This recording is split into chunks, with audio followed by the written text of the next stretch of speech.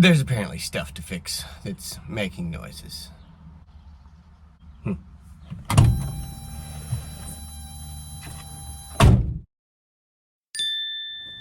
In case that intro didn't make it painfully obvious, that clanking sound is bad.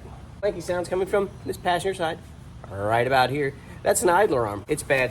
I got a closeout part. It says original grade, which I don't know if that's a good thing or a bad thing. If that's original, it's lasted until 87 now, whatever that is in years. I guess it's okay. This one's made in Turkey, so it should be just fine. If you want the part number, it's GK9738. Good luck finding it. It was on closeout. I think I bought the last one. All right, so here's your idler arm. 1, 2, 3 bolts to the frame. I believe it's nuts. I don't think it's through bolts. I think they're captured on the inside somehow, and hopefully they stay that way, because if they spin, we're up you-know-what creek. And then this is where it attaches over to basically your inner outer tie rod setup. So this bolts to the frame, like I said, and then when you turn the wheel, this is connected to that bar that I can't remember the name of, and that goes to the outer tie rod and the inner tie rod and whatever on passenger side. So when you turn the wheel, this turns. But as you notice, this one doesn't clank. You know why? This has bushings. See here and see here? Those are bushings. Mine doesn't have bushings anymore. Okay, yeah, it's kind of annoying, but it's fun to do for a little bit. And what we're gonna do with that pickle fork is, if this is our old one, we're gonna shove it right in here and beat the crap out of it with a hammer until it pops off of the drag link. I think that's the name I was trying to think of earlier. The thingy that's gonna stay on the car that this attaches to. That's what this is for, is to pop it off. Okay, I'll quit. To give us as much room as possible here, I've got the wheel cranked hard right. Obviously, if it was pivot arm, you'd want to crank hard left to give yourself all this lovely room here. Please, please, old cotter pin, come off there in one piece. Be nice. Wonder how they got the name cotter pin or cotter key. Think it's the inventor? Or you think it was the place it was invented? I'm not really sure. Once you've got a good grip on the loop end of that cotter pin and it's in decent shape, just stick your needle nose pliers through there, get your hammer, tap it the rest of the way out. Don't fight it. It's bigger than 17. I was guessing 17 was the biggest. All right, well, I'm a bad guesser. I'll be back. 18 or 19? Nope. 19. Yeah, of course, it's the ratcheting wrench one that I have, and I can't find my regular wrench. Let's hope we don't break this. Oh, excellent. Now, if I was smart, I would have used penetrating oil on this to clean all this up first. But if you've been watching this channel for a while, you'll know I'm not smart. So I just went and attacked it anyways, and this time it paid off, which is nice. Okay. But, you know, we should really not do that. All right, well, what you can also do is beat the crap out of the joint around this to try to break it loose. And when that doesn't work, I've got another tie rod separator I can try to drag out if I can find it. If I keep moving this camera, you're not gonna see anything now.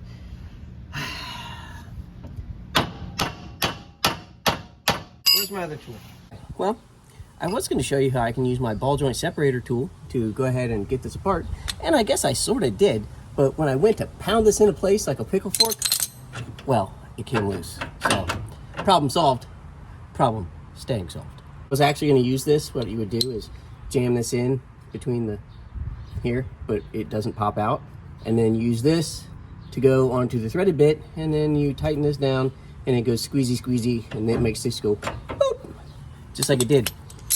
But I didn't have to, because when I did the pickle fork part of it, you know, like I said a second ago, not to repeat myself, but I just did anyways, it came out. If you were my age in the early 90s, maybe you remember, I think it was the 92 elections. There was a guy named Howard Dean that was running for president, and he was actually doing pretty good. And then he had some rally where he got really excited, and he let out this yell, and it pretty much made fun of him for it, and it ruined his campaign. Well, sometimes it's just fun to do that yell. We were doing it at work the other night. It's kind of funny. He goes, ah! And then you just attack your problem. So you do the Howard Dean, you go, ah! And you spray one down. And there's one to go, so you gotta go, ah! That's the Howard Dean. It does work. Oh, apparently the Howard Dean also brings the Travis. Ah! It's fine. Sorry, I didn't know. All right, we'll give that a couple minutes to soak, and then we'll hit it. See if we can bust these loose. That way we can make like a tree and get out of here. Come on.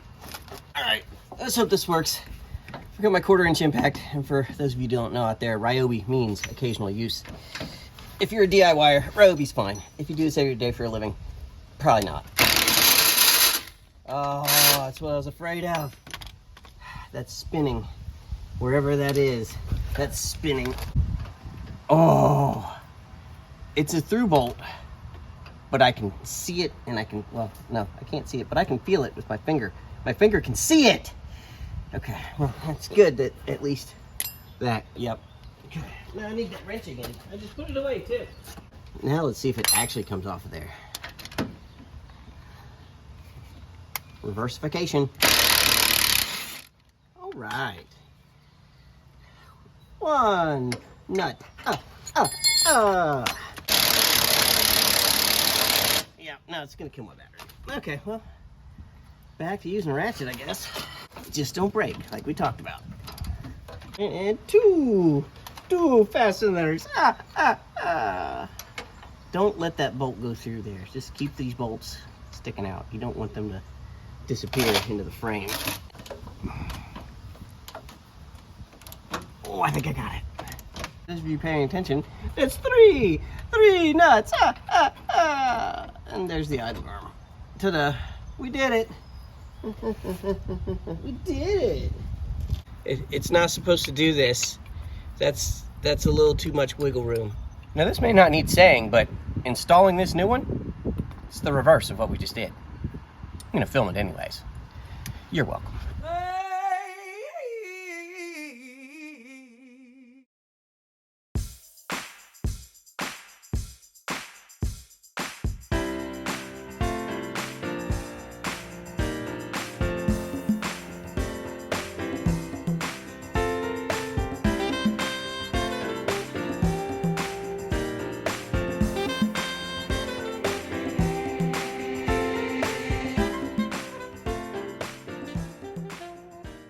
Here's something fun I just figured out. This is the Newcastle nut. See how it's got a slot on each side? That's for the cotter key to go through, so as you tighten it, there's a hole in that stud. You put the cotter key through it, and it goes through one of these slots on each side. Obviously, one across from the other, so it goes through 2 slots, whatever. And that way, this nut cannot loosen up on its own. This is the old one. There's a massive difference in height and in the size, or at least length, of the slot. This one, if I tighten it onto that stud, the cotter key is going to be like here and not involved with this slot at all, and this could back off a good 1/8 of an inch or more before it would hit that cotter key and either shear it off, then back off the rest of the way, or, you know, then that is just going to be loose by like 1/8 of an inch, and you'll still have play and whatnot and so forth. So what I'm saying is, this new nut, worth it. Luckily, it's the same size stud and same thread. Same thread? And same thread. So we're going to use the old nut with the new fitting, which is just fantastic. But, you know, I guess when you get stuff from Turkey, that's what you're going to get. So, there. Now, where did I put that new cotter key? Also question, do you call this a cotter key or a cotter pin? I kind of call it both. It doesn't really matter to me. But see how it fits in that slot now? And it's even almost at the top of this. This stud is almost too long for this fitting, but not quite. So this is gonna work and it'll be just fine. Bend that over the top. Ooh, that's another one. Do you go over the top or do you go around the side with each leg? Questions. Yeah, let me know in the comments what you do. I'm gonna do one leg around the side, one leg around the top. I don't care if you like it or not. All right, last thing is, I believe this is greasable. Sure looks like it to me. So throw some grease at it and be done.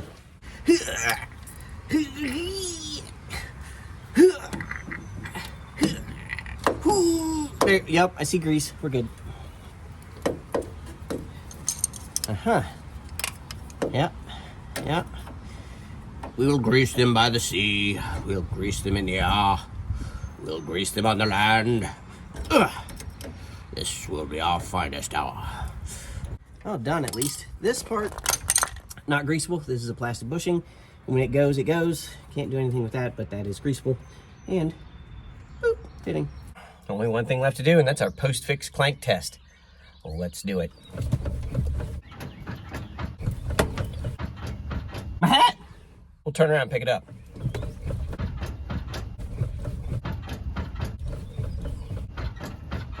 All right, everybody, that's gonna do it for today. We've got the idler arm replaced on this 87 Dodge Raider, so we're not gonna have the clunking, clanking, and massive play in the steering wheel that could lead to violent shaking and death, which is probably a good thing. All I've gotta do is clean up my mess, which you don't need to see. Hopefully sometime soon we'll be back on that 283 that's in the corner there. That'd be nice, huh? Don't have a car for it, but I've got an engine I'm taking apart. Why not? And I'm sure I'll think of other things to do. Let me know in the comments if you have anything different about this or if you have any questions about this job.